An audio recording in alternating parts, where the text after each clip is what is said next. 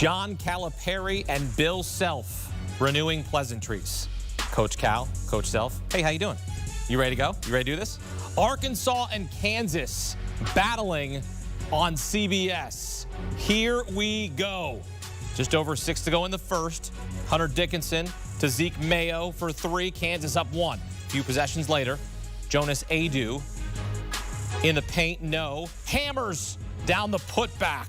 Arkansas down 1. Adu 16 in the first half. 3 to go in the first half. Boogie Flan gets the strip, drives into the paint, takes flight, but met at the rim by A.J. Storr. Flan takes a hard fall in his first game since January 18th, coming back from thumb surgery, shaken up but stays in the game. He's a tough dude.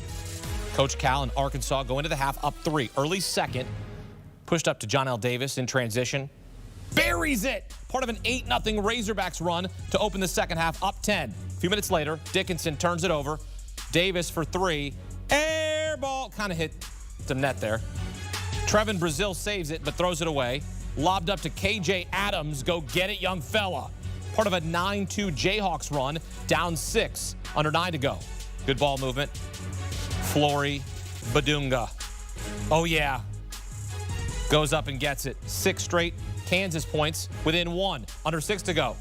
Adu throws it away. Juwan Harris Jr. Blocked.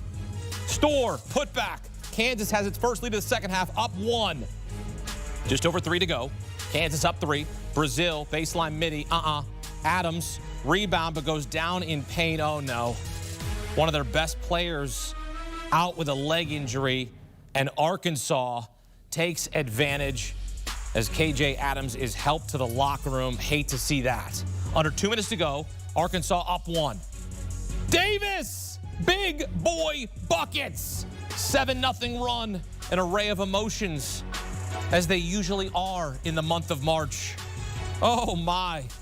Coach Cal's wife, she loves it. She loves it. 30 seconds to go. Dickinson, no. Off the back iron. Dickinson scoreless in the second half. 0 for 4 from the field, 2 turnovers. Arkansas seals it at the line, and Coach Cal beats Coach Self 79-72. Oh, yeah. Oh, yeah. Give him a little water bottle shower there, yeah. Get him wet. Calipari, 58th NCAA tournament win as a head coach, passes Bill Self for 5th all-time. Arkansas closed the game on a 15-5 run because, well, Kansas was sloppy with the basketball. They had more turnovers, 6, than points, 5, on the final 11 possessions. Coach Cal, postgame with our Evan Washburn. What do you appreciate most and how you won it? That we gutted it out again. I mean, they went to a triangle and 2. We had prepared for it, and we didn't know what we were doing. We went the zone, and I couldn't get guys in the middle until I put Jonas in the middle. So let me say this. I must not have prepared us for zone very well. To be fair, they only ran it 7 times this season, according to Lab. Yeah, and let me say this. The out of bounds took us 3 to get it in. I don't care. Take 4 to get it in. Doesn't matter to me. We won the game. Absolutely. Look, I understand it's round 1, but you've talked so much about how refreshing this year has been. The significance of rewarding and refreshing. The significance of this with this group. Each of them, in their own way, were in a dark place. And the battle they had was with themselves. They had to get through that first. Then they've had to figure out they needed each other. And now they're one heartbeat. Guys are doing what they have to do. Don't care who plays. I played Boogie a lot of minutes for a kid that hadn't done practice or nothing, but we need to win the game. You did. We enjoyed it. Thanks. Thanks. Appreciate it. For Kansas, it snaps a 17-game win streak in the round of 64. For Arkansas, Razorbacks advance to the second round for the second time in the last 3 seasons. Coach Cal earns his second win against Coach Self in an NCAA tournament. The other one coming in the 2012 national title game. He joins Jay Wright as the only head coaches to defeat Bill Self twice in the NCAA tournament. Well, Coach, that was an extremely entertaining game for us, challenging one for you, I imagine. What do you think was the difference down the stretch? Well, I thought we started both halves off terrible. We probably got outscored 12 in the first 3 minutes of each half, and that put us behind the 8 ball. But we had control of the game. We're up 3 with about 3.5 left, and I think we turned over 3 out of 4 times or whatever, and then they made some plays late. But the zone actually was effective considering we put it in 2 days ago. So our guys battled hard. It was so disappointing to have one of our studs get hurt on the last play of his college career. So we'll just hope and pray that it's not as serious as we think it may be right now. But I'm proud of our guys. It's been an up and down year that they hung in there, and obviously we thought we could get this one tonight. Just didn't make enough plays. Yeah, your appreciation for this group. It's been, as you've mentioned, a roller coaster of a season at times, but knowing what they put into it and how abruptly it ends, what were the words there in the locker room for him? Well, right now, to be honest, I'm kind of more concerned about KJ. Yeah. And we talked about that as a group, and we'll talk about it. I'm proud of their effort. It's been a hard year, but when you're in the business of competition, a lot of times you try real hard and come up short, and that's what happened. We did it to ourselves in many ways, but tonight we did compete. We competed hard. I just hope that KJ's able to get a good test read tomorrow. Yeah, we'll be thinking of KJ, and again, we appreciate your context as always after games. Okay, thanks. Thanks, Coach. Thanks, Coach. Been a tough season, that's what he said. Yeah, I mean, it was inconsistent. We didn't really understand what Kansas was this season. It kept alternating wins and losses, a streak of 8 games. Really good roster, just didn't come together here when it mattered. And John Calipari and the Razorbacks, they spent most of the season on the bubble. I mean, they were terrible in quad 1 games, couldn't beat an SEC team. And now John Calipari beats Bill Self to become 5th all-time in tournament wins, 58. He passes Self with this win. So now, Coach Cal, is he going to see Slick Rick in the next round? Coach Cal and the Razorbacks beat Coach Self and the Jayhawks. Calipari at the podium. To have success in this tournament. We got to rely on everybody. When you're down in numbers, everyone's got to help you. That's where we are. Again, the second half, we didn't shoot it well. We didn't make threes, but we made the ones that mattered, and we made free throws. Our man offense and the way we're moving the ball and what we're doing, I expected him to go zone and triangle too. You got to know I've coached against him a bunch, and he's done both. I thought we were prepared, but we're a different team. The guy I usually have in the middle is a dude. He ain't here anymore. So now we haven't played much against zone, and I tried Jonas or I tried TB, didn't like it. We tried a guard in there, and then we finally went to Jonas, and that's, putting TB on the baseline looked to be a better thing for us. Back right, Coach. Matt Norlander, CBS Sports. John, congrats on the win. Given all of the injuries, not having a lot of depth with practice, and getting a win like this against a coach like Bill, this experience over the past 4, 6, 8 weeks, is it something even new for you this deep into your career that you hadn't endured? Every one of us, including me, had doubts, and we all had to convince ourselves we're going to do this. I had a card I read every morning and every night before I went to bed, and it was, I've been blessed throughout my life. Forget basketball. I have been blessed. I'm going to have a great attitude. I'm going to enjoy this journey and grow as a coach from it. I am going to make sure I keep an eye on my players. And let's write our own story. And then in the end, it said, have faith. And I read it in the morning, and I read it when I walk my dog, which I do twice a day. I think he walks me, but I think I walk him, but I think it's the other way. And before I go to bed, I have it with me here. And to keep me in that frame of mind. If I want them in that frame of mind, I got to be in that frame of mind. But here's the tricky thing. How do you hold them accountable? How do you challenge them, yet still keep building them up, keep hugging them, and keep loving? A lot of individual meetings, a lot of that when they're throwing balls away and missing shots, and keep playing, you're fine. But for all of us, the first battle you have, including us coaches, is with yourself. That's the first battle you have. You can't worry about anybody else. You battle yourself and get yourself in the right frame of mind. And I didn't want the albatross around my neck of my history of coaching. Like, you're supposed to win every game. No, you're not. Your job is to be about those kids. And wherever the program is at that time, your job is to keep picking them up and make them better and make them feel good about themselves. So I did. There are times I'm like on my office wall, be at peace. Where we are, be at peace.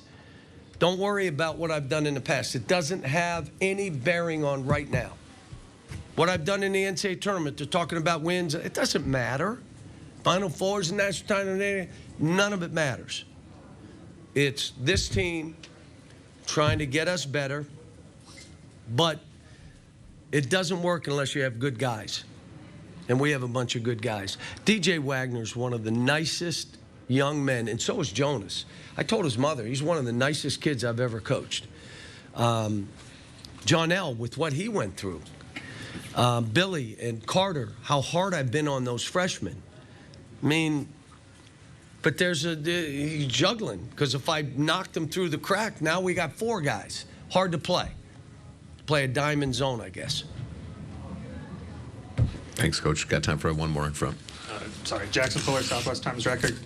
Cal, your 2 guards, Boogie and DJ. I mean, how important were they? DJ, 6 assists, 1 turnover, and then Boogie, did you have a feeling he could maybe be in that closing lineup tonight? Yeah, because I really believe in him. The last thing that's going to come is the shooting, because he's running, and he hadn't done that in a while, and now I'm trying to shoot. So when you watch him shoot yesterday, he made 75% of his shots in here. Yeah, go run 7 times and now make a shot. It's a little different for him. But he was 2 out of 3 getting to the rim. And the other one, I'll have to watch, but they said there was no body contact. It was all ball on that one layup. Maybe it was, but, you know. And I also have faith he'll make free throws. Thanks for your time, Coach. Good luck Saturday. Thank you. Back here on CBS Sports HQ, Hakeem Dermish here with you. Arkansas wins the battle against Kansas, thanks in part to what happened late. A 15-5 run powering the Razorbacks to the victory. Kansas had more turnovers than points over the final 11 possessions, and Coach Cal beats Coach Self in the first round. Let's get back out to Providence, where it has been quite a day for Matt Norlander. McNeese, drama there. You had drama here. You might have some drama later. But how about the fact that Arkansas goes on this 15-5 run to close this game? What did you see from the Razorbacks late? A couple things. One, the KJ Adams injury obviously played a role. Bill Self said afterward that it's feared to be an Achilles injury, and so that was really just a major downer for Kansas. And we'll get to the Jayhawks in just a second, but that played a factor.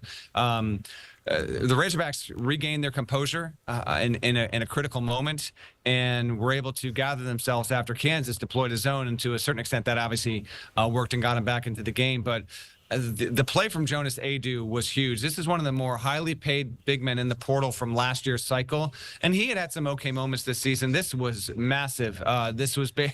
We can say these kind of things in college athletics now because it literally is true. This is what they paid him for, to show up in big-time games like this against opponents like Kansas. He finishes with 22 points and was so key. There were also, like, Nelly Davis came up big, obviously. DJ Wagner, again, he's really been the steadiest player for John Calipari's team over the large part of the past month. But highly impressive stuff in getting the Razorbacks into the second round. I asked Calipari if this win, the way it happened, considering everything that happened with Arkansas, this team has been injury-riddled, if it was a new experience for him. And in so many words, he said yes, but he also then prompted a 3-minute monologue going into a bunch of different directions. But my big takeaway, Hakeem, from that was that he did find this season to be personally and professionally challenging in ways that I don't think he had ever truly really encountered before. First year at Arkansas, they played top 5 money in the portal for this roster, and they were a letdown. They were up and down all season, and yet this is what the tournament can do. It can provide some, even short-term, but some redemption. And here's Arkansas into the second round with the win over Bill Self. And now only John Calipari and Jay Wright can claim multiple NCAA tournament wins against Bill Self. Yeah, really disappointing for Kansas when you consider they were preseason number 1. But this wasn't really that surprising when you consider if you were watching Kansas like you and I were for most of the season, chronicling what they were doing each and every week in the Big 12. They were never consistent. They had a stretch of 8 games where they would win a game, lose a game, win a game, lose a game as they alternate wins and losses. Really tough in the second half for Hunter Dickinson. 0 zippy points in the second half when you consider what Jonas Adu did for Arkansas. That just was supremely disappointing from a Jayhawks perspective. Yeah, there's a lot here with Kansas. Dickinson was a negative in the second half. He was a very noticeable part of why Kansas didn't win the game. You've also got a situation with Adams, DeJuan Harris, and Dickinson. These are guys that are now leaving the program. This season is the worst one ever under Bill Self from a loss perspective, from an expectation perspective, from a performance perspective. There's a lot going on here. Kansas was the preseason number 1 this past season and a season ago. Didn't make the Sweet 16. In fact, Kansas has been preseason number 1 5 times, and in none of those seasons in its history has it made the Sweet 16. I did talk one-on-one with Bill Self afterward on the walk back to the locker room, and, you know, there was some lamenting. You know, they just – he reiterated that he did like the roster the way that he had it, but the pieces – did not come together. And sometimes that's hard to account for in terms of alchemy, in terms of effort. Kansas is going to have a big-time roster overhaul next season. What Kansas looks like next season will be very different from what we have here. There's going to be huge portal incoming players. They've got a freshman incoming named Darren Peterson, who could be one of the 5 to 7 best players in the country next season if he hits. But this is an anomaly. I mean, Kansas has had double-digit losses in back-to-back seasons for the first time ever under Bill Self. And there are actually some things that we can stack up with KU this season to show that it's the most disappointing year for this program in 40-plus seasons. But Self did tell me that he's going to be very particular about the personality profile that he brings in with his players, and hope that he can get the right mix. He's not going to completely change everything about his coaching philosophy.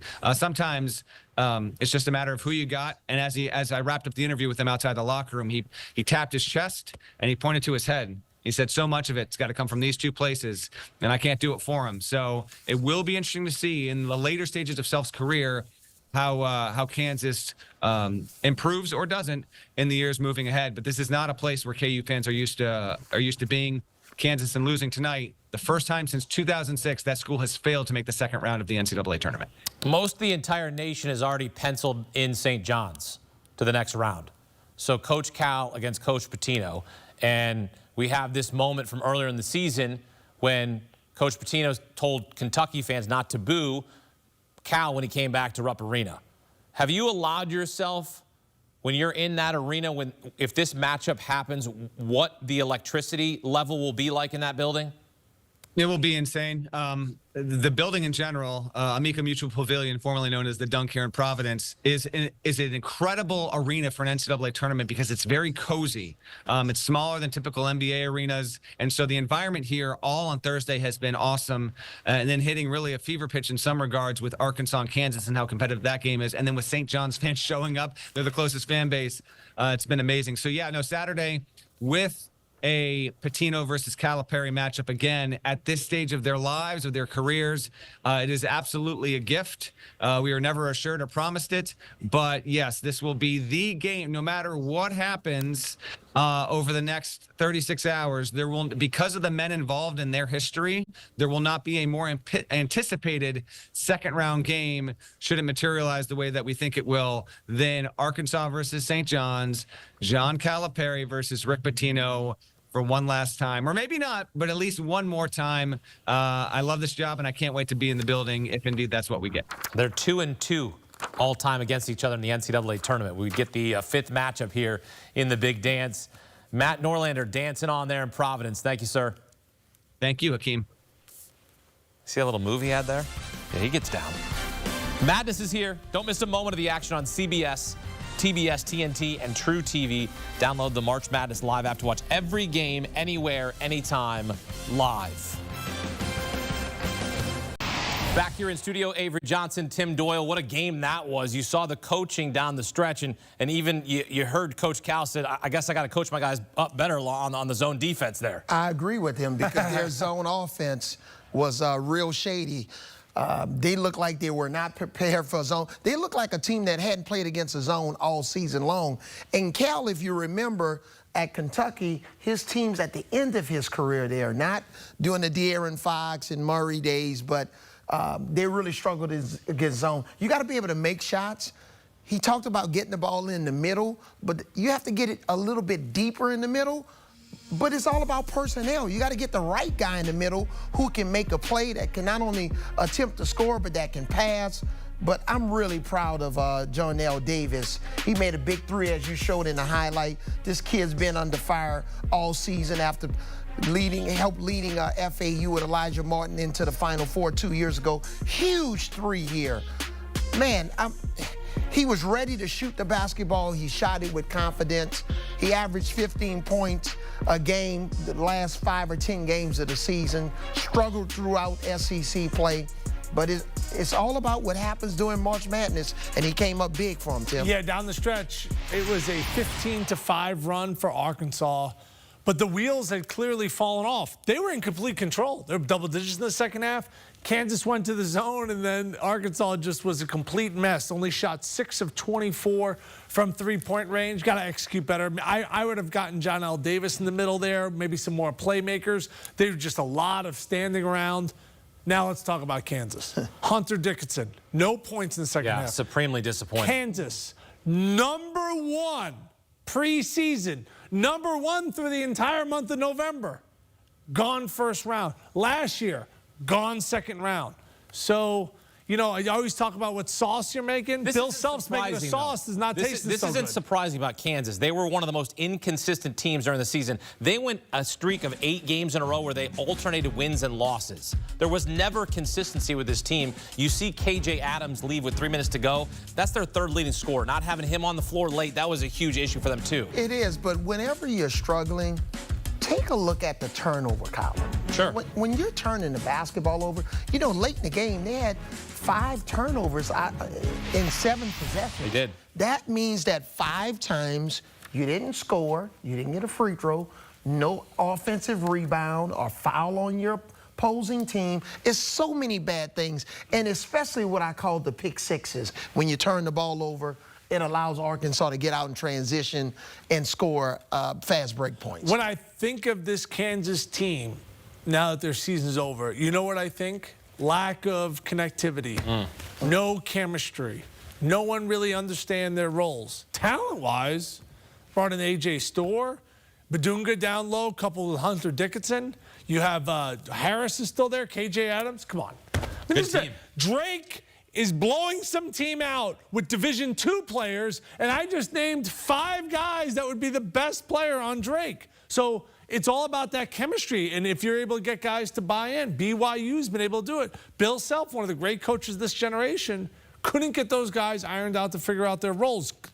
And you remember in the Big 12, what happened to Kansas State this year? They fizzled. They spent millions of dollars on NIL. And what we've heard in reports, $2 million on a particular player that Coleman Hawkins that transferred from Illinois. Yes. And with Coleman Hawkins, we saw the young man, unfortunately, very emotional after the season. But money doesn't always solve issues. You don't always get what you pay for. No, you don't, and because it's still about chemistry. It's about communication. It's about trust. It's about sacrifice. And if you don't have all of those things pulling in the same direction, it can be problematic, independent of how much you spent on your team. I think that it says more to what Kelvin Sampson has done. Culture. 4 straight years of 30 wins in this climate. Insane. Like, we got teams like San Diego State and North Carolina that were in the Final Four a couple of years ago. They're in the playing game. Like, it's so hard to keep that sustainability now. And look at North Carolina State during the Final Four, and they fired their coach. Bye-bye. Bye-bye. Wow. Some of these tournament runs help save jobs. Sometimes it does, and then, you know, if you're one and done, you're out. Bill Self isn't going to be out, but John Calipari, 58th NCAA tournament win as a head coach, passes Bill Self for 5th all-time. Speaking of Hall of Fame coaches, so now it's Coach Cal against what we expect to be against Coach Rick Pitino in the next round. And you remember earlier in the season when Coach Pitino asked UK fans, when Coach Cal was going back to Lexington, Rupp Arena, give him a standing ovation. You remember that whole thing? Kind of like inserted himself into the conversation. He had to get himself involved in there. If this is the matchup in the next round, sign me up for 12 of these because I can't wait to see this. Yeah, it'd be interesting. Do you think Arkansas, with their length, is that a good matchup or a bad matchup against St. John's? I think it's a bad matchup for St. John's. I think their length is going to bother St. John's. I agree. Yes, it really is. And you got to remember, with St. John's, as much respect as we have for Coach Pitino, not just when he shows up at Saratoga in August, but that's another statement, another question for another day. But when you look at R.J. Lewis III, you know, the Big East Player of the Year, Arkansas has the type of team that can neutralize him a little bit. And when you look at St. John's, what's their Achilles heel? Three-point shooting. And against this long, lengthy, versatile Arkansas team, Boogie flying back, it could be a little bit of a kryptonite, even though I'm still picking St. John's. Yeah, DJ Wagner played exceptionally well. You remember last year in the tournament, he struggled mightily. He's got Camden, New Jersey roots. You got Boogie Flan from the Bronx. You know, you have all that competitiveness. These guys know each other. You go up against St. John's. This is going to be a heck of a game. This is going to be you got two of the great coaches of this generation. But the one thing you alluded to earlier, how many points combined in St. John's losses this year? 7. 7. It's a tough, hard-nosed team. They bring their hard hat. They beat you down, and just when you think you got them, they win close games. Yep. So this team... Or they'll blow you out. Right. This is going to be one of the best teams that Arkansas has faced all season. That's saying a lot, having played in the SEC. Well, I mean, Jonas Adu averages 6 points and 5 rebounds. He gave Hunter Dickinson the business today. He had 22 points and 5 rebounds. Now St. John's got a really good big guy. Adu's got to show up in that way and have that kind of performance. They were in cruise control, and this game was over. Then Kansas went zone, and all of a sudden it was like they looked like they never played basketball before Arkansas. But unlike Kansas, St. John's really don't have a weak link on defense. And their team defense is so good. The reason why Kansas had to go to the zone was because Adu continued to catch the ball in the pocket against Hunter Dickinson in those pick and roll situations because of Hunter's lack of mobility. Everybody on St. John's is very mobile on defense. Well, I'm not sure if you've seen the impassioned speech in the locker room that Rick Pitino gave to his team at one point during the season. What adversity have you been through that you're soft as you know what, that you can't get back on defense? I don't care about your buckets that you miss. I don't care about your missed shots. Get back on defense. And you hear a lot of bleeping and everything. I love all that stuff, of course, because I love the passion from Rick Pitino. But that right there, that's the culture that he built there. And it's also those players, they're going to run through a brick wall. I know it's cliche, but they're going to get back and play defense. Yeah, he definitely built a very similar culture. And he went down and watched Kelvin Sampson practice. That was amazing intel that Avery Johnson told us earlier. And he has a team that's really similar. It's basically like it's like an East Coast version of Houston. They can meet. They can meet the title game. Houston and St. John's, it can happen. When St. John's is good, it's good for college basketball. It is. It's like when the Knicks are good, and it's good for the NBA when the Knicks are good. But at the end of the day, you always need a ram in the bush. You need that not always silent helper, but St. John's. You need what I've never heard that one. What's a ram in the bush. A ram in the bush. Okay. So you need an NIL guy, all right, that can step up. And St. John's has that now in Mike Rapoli. And he and Rick Pitino's partnership has really helped ignite this program. Well, it'll be the Razorbacks, and we think it'll be the Red Storm. Ram in a bush. Look it up. I will. I love the phrases. Hear the phrase, March Madness is here, and you can follow it each and every moment. Don't miss a moment of the action on CBS, TBS, TNT, and True TV. Download the March Madness Live app to watch every game, anywhere, anytime, live. Friday on CBS, Max Theriot stars in TV's hottest show, Fight. Fire Country beginning April 4th. Don't miss the 5-episode countdown to the season finale. Need to catch up. Binge episode streaming on Paramount Plus. Fire Country on America's Most Watched network.